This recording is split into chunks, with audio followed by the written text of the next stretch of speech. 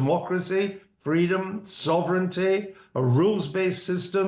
You can't just go in and grab a piece of territory of another country because you feel like it. It has to be negotiated, and if it can't be negotiated, it doesn't happen. These are all things which, until Mr. Trump, America stood for as well. And you'll have seen that remarkable image of the Pope's funeral of Presidents Trump and Zelensky talking alone together.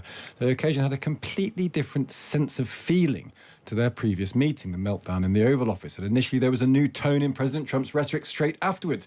He made a rare criticism of President Putin for not being serious about peace. The fear is, of course, that Donald Trump tends to be influenced by the last person he spoke to. But is the situation changing? Is his position evolving? Are we going to get something different? This is Donald Trump doing what he normally does, which is talking in front of a very loud plane. President Zelensky talked to you about Crimea? Well, he did, very briefly, but Crimea was given away by Barack Hussein Obama and by Biden. That's 11 or 12 years ago. That's a long time ago. I don't know how you can bring up Crimea because that's been a long time. Nobody brought it up for 12 years, and now they bring it up now. So I told them, you can maybe go back to Obama, ask him why they gave it up. They gave it up without a shot being fired, by the way. What do you want Vladimir Putin to do? Well, I want him to stop shooting, sit down, and sign a deal. And we have the confines of a deal, I believe, and I want him to sign it and be done with it and just go back to life. What punitive action are you considering taking against Russia? Well, I have a lot of things I can do. I'm not looking to do it, but I have a lot of strength. You know? He's got a lot of strength. Andrew Neil, I think it's fair to say you've been something of a Trump skeptic, really, insofar as his behaviour has been since he entered the White House. I think you were willing to give him a pretty fair crack before he joined the White House, and since then you've been commenting on his actions rather than his potential. Do you sense anything changing? It's a very striking image, him listening to Zelensky in that basilica. Is almost the exact opposite of the way it looked with him and Vance bullying him in the Oval Office. But are we going to get anything materially different out of all of this, do you think? Well, I think it is what it is, which is a striking image. And I suspect that's why Trump did it. I mean, only Donald Trump could think of upstaging the Pope's funeral with a picture, rather than the Pope's funeral, the picture was of Trump and Zelensky. And it seems to me that was just about it, that there's not that much substance to it. I remain skeptical that there's going to be any great breakthrough. I may be wrong because there's a lot going on behind closed doors that we don't yet know about. But Mark Rubio, the Secretary of State for the United States, was on the Sunday morning talk shows yesterday, these very important talk shows on American broadcasting. And he was still pretty uncertain as to whether there would be any deal, and still talking about the possibility that America just might walk away from it all. And we don't know, we don't even know if there's a ceasefire yet, Stig. We don't even know what the parameters of a ceasefire would be. And we certainly have no idea what a peace deal would be like, except that it would seem, from what it looks like, to be very bad news for Ukraine. Yeah.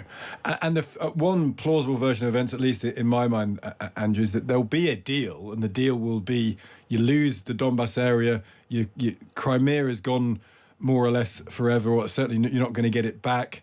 And the US is not going to give a security guarantee, but that's the deal. And Zelensky will be hectored by the Americans for not accepting it. That feels like the route out for Trump will be a deal is struck of sorts with Russia that Ukraine could never sign up to, and then it's Ukraine's fault, not the US's fault.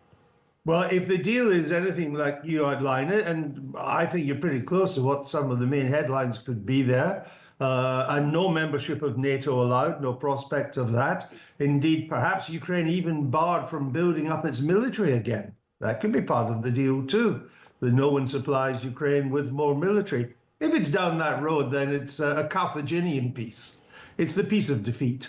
And I don't think Mr. Zelensky or any Ukrainian leader could agree to that. And I think they would rather fight on than agree to that. That's a pretty visible prospect too. But it's their country, and it's up to them to decide. 60% of their weapons are now made in Ukraine. They have a substantial defense industry. The Russian forces are in some trouble. The Russian economy is in some trouble. The Europeans will have to step up to the crease as well if they can't count on Mr. Trump. And although Mr. Trump kind of was seen verbally to turn on Mr. Putin, because Mr. Putin doesn't seem to be doing very much except fire missiles at Kyiv, he's done that before, but nothing ever follows from it. And the part of this deal is that I get the impression that Donald Trump is just desperate to lift these sanctions on Russia, desperate to do the exploitation of the Arctic together. For him, it's all a property deal rather than the sovereignty, freedom, and democracy of an independent nation. And at what point, if we're dealing with hypotheticals, which I know is dangerous, but if it goes the way that it looks like it's going, at what point does Britain say, we're going against America we're supporting Ukraine, we disagree with America? Because there's always going to be the threat of the trade deal not being done. There's always going to be the fact that America is more powerful than us. So it strikes me that that's going to be our problem, that we might want to support Ukraine, but we're never going to call out any bad decision, bad move by Donald Trump because we're scared of him. Well, we shouldn't be scared of him. Of course, we should be respectful of the United States, and the government shouldn't play student politics and say stupid things about Donald Trump. Sometimes when you're in power and you're growing up, you have to button your lip and not say what you'd like to say if you were debating at the Oxford or Cambridge unions.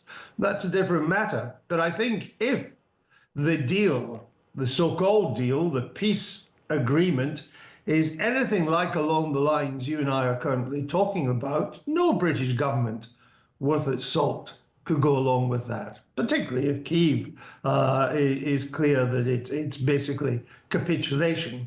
And the Europeans will have to stand up. And if it means breaking from America on this, they will have to break from America. I mean, I've always been a huge supporter of the Transatlantic Alliance and NATO and the Anglo-American relationship. But that was with an America that shared our values. That was an American that stood with us in the defense of freedom and democracy and free trade and market economies.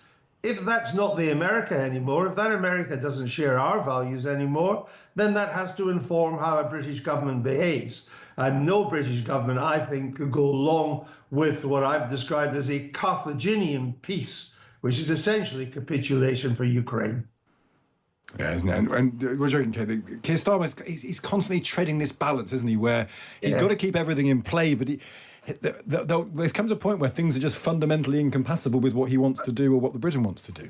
Well, there comes a point when you have to... Look, I don't blame Keir Starmer. I think he's actually, with a very weak hand and in a very difficult position, he's played quite an astute job trying to keep on side with the Trump administration, trying to align with Europe and the United States. I don't blame him for that at all, and it's meant some compromises, and it's meant the British government not saying sometimes what it really thinks. But if we come to a point where basically Trump is putting a gun to Zelensky's head and saying, either accept this or I pull the bullet and you're finished because I'm withdrawing entirely, then the British government has to stand up for what it believes in. Not just this government, but all post-war British governments have stood up for, which is democracy, freedom, sovereignty, a rules-based system. You can't just go in and grab a piece of territory of another country because you feel like it. It has to be negotiated, and if it can't be negotiated, it doesn't happen. These are all things which, until Mr. Trump, America stood for as well, which is why we were such close allies of the United States, why Europe, Germany in particular, was a close ally of the United States. If America abandons the principles that have guided Western policy these past 80 years,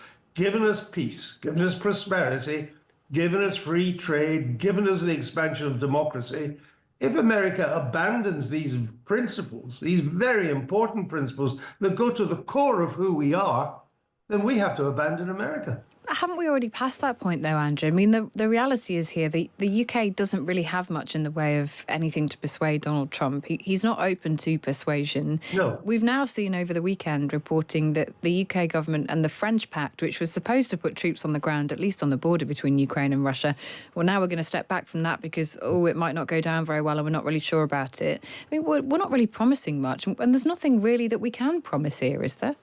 Well, I don't think there's much we can do to influence President Trump on this. He will do what he wants to do. I mean, I don't even think his own Republican Party can influence him very much. The Republican-controlled Senate and House can't do it. So I don't think we can be doing it. As you know, okay, because I've said it many times on your program, I always thought putting British or an Anglo-French force in there without American security ideas was a very bad idea.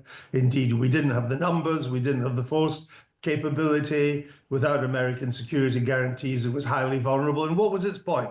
What was it meant to do? But what we can do, not just alone, but with Europe, with the other major economies of Europe, as they gear up to rearm themselves, we can continue to supply Ukraine if it wishes to continue the fight with a substantial amount of armaments. We can do that. The French can do it. The Germans can do it. The Italians, even the Poles at some stage could do it too, because they're spending a lot of defense too. The Scandinavians are doing the same. So all is not lost. It's just made a lot more difficult without America. And it is until we see, it's such a big watershed. It's such a sea change in the geopolitics of the past 80 years that we have to be sure this is what Trump is intending, that he really is determined to force a capitulation on Ukrainians. And when we see that is when we have to step up to the crease and do the things that I've said. But until then, we should hold on, because it does unravel the way the world has been run for the past 80 years, and not in a good way at all. So I just want to be sure, before I pull the plug,